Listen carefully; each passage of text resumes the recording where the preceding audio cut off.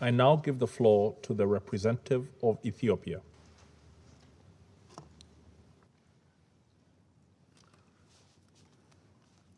Thank you, Mr. President. Congratulations on assuming your presidency for the month of October. I would like to convey Ethiopia's best wishes in the discharge of your responsibilities. I also thank our Secretary General. Mr. President, I don't want to hide my surprise in the convening of this meeting of the Security Council. We find it incomprehensible for this august body to discuss the decision of a sovereign state exercised within the domain of international law and sovereign prerogative.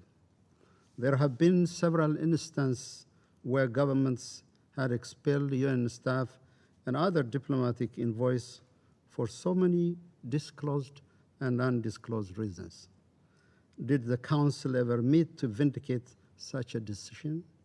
Not to the best of our recollection. Mr. President, we truly hoped Council members would have the insight to leave this matter to the government, Ethiopia, and the United Nations. At the outset, I would like to register our position that the government of Ethiopia is not under any legal obligation to provide justifications or explanation for its decisions. Excellencies, we are obliged to make reference to the basic norms of the United Nations and its humanitarian operations. The General Assembly resolution on guiding principles for humanitarian assistance, 46/182, provides the sovereignty, territorial integrity, and national unity of states must be fully respected in accordance with the Charter of the United Nations.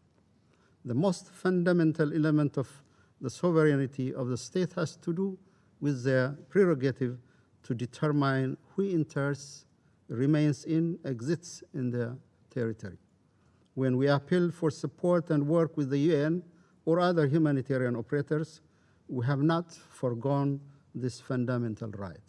Therefore, the government will continue exercising its due right and responsibility on monitoring and screening all humanitarian operators in Ethiopia. Any suggestion to the contrary is unacceptable. As to the legality of the decision, leaving the details aside, the UN itself can be quoted for arguing decisions of persona non grata apply to the UN as well. Mr. President, when it comes to the obligation of UN staff, the rules are unequivocal. Article 101, paragraph 3 of the UN Charter provides all staff members employed by the United Nations must have the highest standards of efficiency, competence, and integrity. In the context of humanitarian operations, integrity entails adhering to principles of neutrality, impartiality, humanity, and independence. It also requires respect for the laws and police power of the host state. Furthermore, they must respect the code of conduct of UN, which, among others, provides the following. First, UN staff shall neither seek nor accept instruction from any government or from any other source external to the organization. Second, staff members shall not use their office or knowledge gained from their official functions for private gain, financial or otherwise, or for the private gain of any third party, including family, friends, and those they favor. Third, staff members shall not communicate to any government, entity, person, or any other sources any information known to them by reason of their official position. These cardinal principles, for the safeguard of which UN staff enter a solemn oath and swear on their conscience, mean that in the presence of contradicting views, competing interests, political pressures, and all forms of temptation, the UN staff will remain neutral. In the presence of deceit, coercion, and vested interest, they will preserve their independence. And in the existence of consideration that may appear to be reasonable basis for decision, UN staff will be guided by humanity only. The UN staff Ethiopia expelled sidelined their oaths, the rules of professional conduct, and the principles of humanitarian assistance. Mr. President, let me cite few examples among the multitude of transgressions that we selected with great care and caution.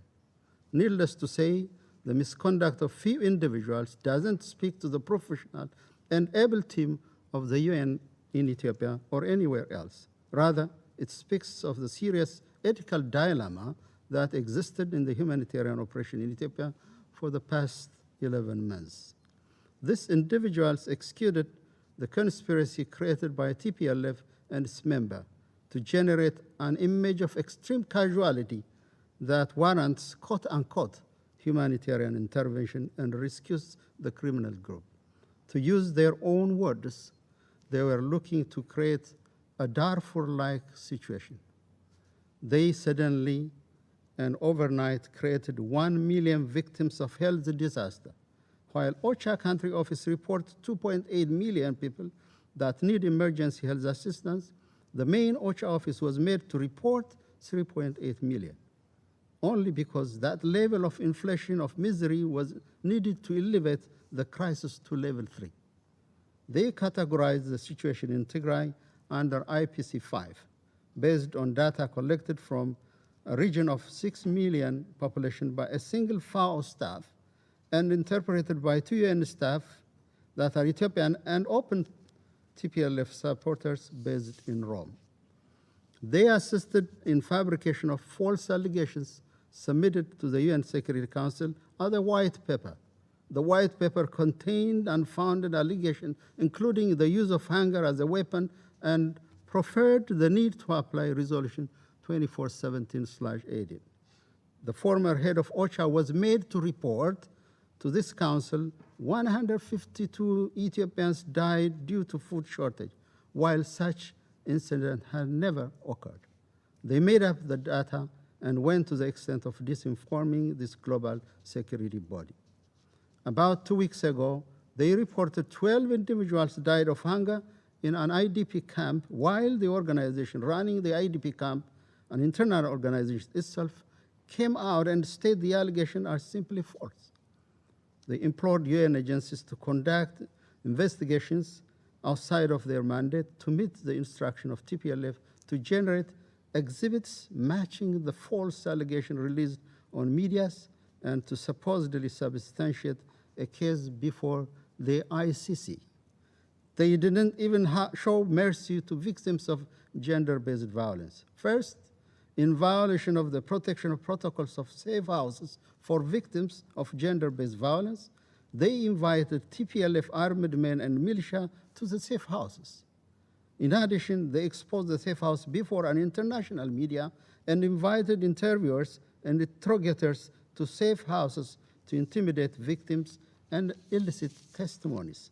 This, Mr. President, is happening in a city where close to 13,000 detainees and prisoners were released with absolute impunity, and thousands of armed youths are roaming in the streets, already creating terror on residents. These individuals recorded a UN staff meeting and gave a copy to TPLF for the sake of providing it with material it could use to back its false allegations. These individuals openly celebrated and make other UN staff cheer the so-called victory of TPLF and the withdrawal of the National Defense Forces from Tigray. They openly conducted activism in support of TPLF, a group proscribed as terrorists, and make political statements that instigate violence and inflame the conscience of the Ethiopian public. They assisted siphoning food, medicine, communication equipment, all other essential supplies and equipment and transfer to TPLF.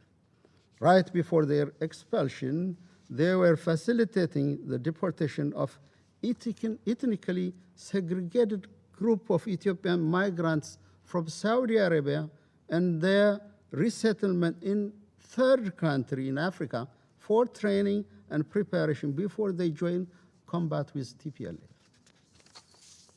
In effect, a parallel UN operation that completely sidelined the UN country office was created.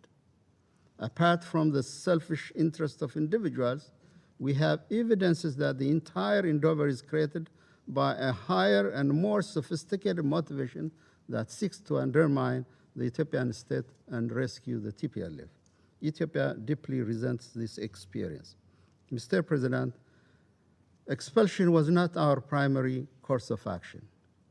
In multiple occasions, we explained our concern to UN officials. On July 8, 2021, the Deputy Prime Minister and Foreign Minister of Ethiopia wrote a letter to the UN Secretariat explaining in great details the misconducts of the UN staff that require corrective measures. We also summoned some individuals and warned them to halt their misconduct. Nevertheless, the transgression continued unabated. Mr. President, we believe the UN agencies and their honorable role are undermined by these few individuals. Our request from the United Nations is, first, to deploy new staff that are aware of and will adhere to their professional code of conduct. Overwhelming majority of UN staff fulfill this requirement and would distance themselves from political mercenarism. The government of Ethiopia stands ready to assist expeditious deployment of the replacement. More importantly, we request the UN to review all the reports, statements, and assessments that were produced on the situation in Ethiopia in the past year. These reports and data and information they contain must be verified. This audit is necessary for us to build and sustain trust and advance the exemplary cooperation between the Ethiopian government and the United Nations. Mr. President, the United Nations is an invaluable development and humanitarian partner for Ethiopia for many years. I want to underscore the great values we attach to the support of our organization during this difficult time. We also believe majority of the UN staff we have the privilege of working with have the requisite integrity and decency. Mr. President, I would like to reassure this Council the new Ethiopian government established with the popular will and mandate of the Ethiopian people to herald peace and prosperity stands ready to work with the international community to address long-standing and current challenges. We welcome and value initiative by leaders of our region, the African Union, and the support of the Secretary General Antonio Guterres toward sustaining peace and stability in Ethiopia. We assure you that we will facilitate the visa requests. No one should doubt the Ethiopian tradition of hospitality. What we ask is respect, dignity, and honesty, open and candid discussion. We will, as we did in the past, we will always stretch our hands to all those who treat us with dignity and equality. That is, and this is the story of an Ethiopian life since the time of the League of Nations. I thank you.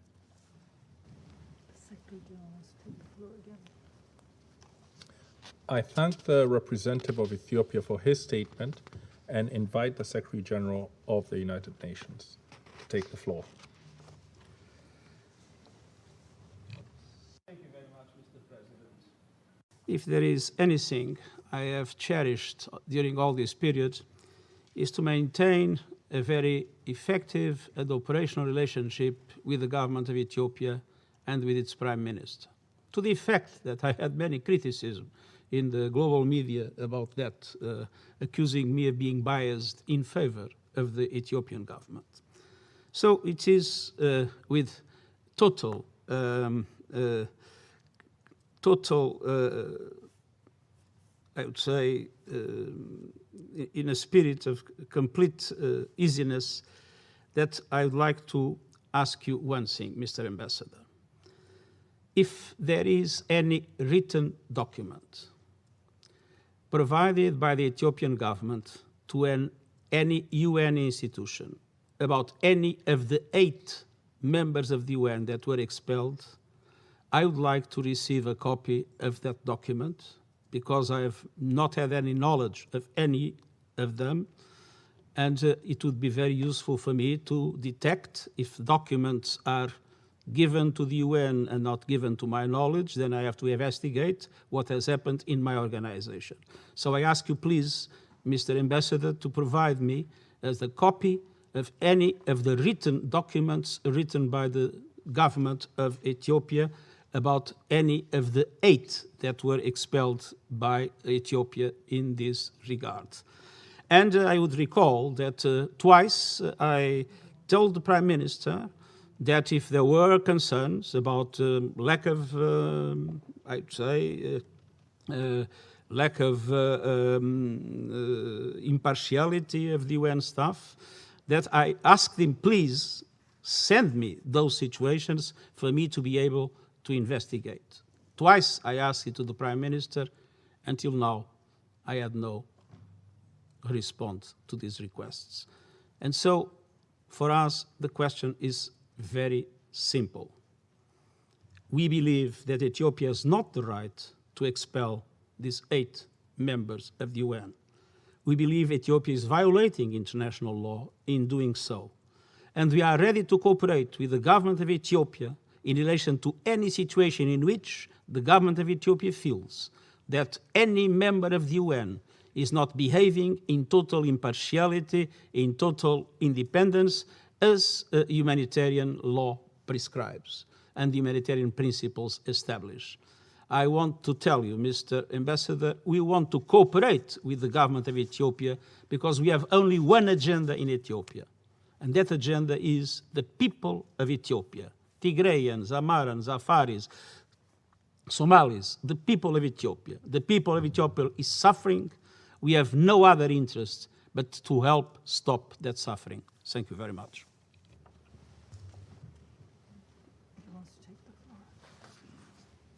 I thank the Secretary General for his further clarification. The representative of Ethiopia has asked for the floor to make a further statement. I give him the floor. Thank you, Mr. President. Mr. Secretary General, I hear you loud and clear. I fully understand and realize the support you have given to our people and my government as well. We know where your heart is. You have approached our issue with candidness, with candor, and we highly respect that.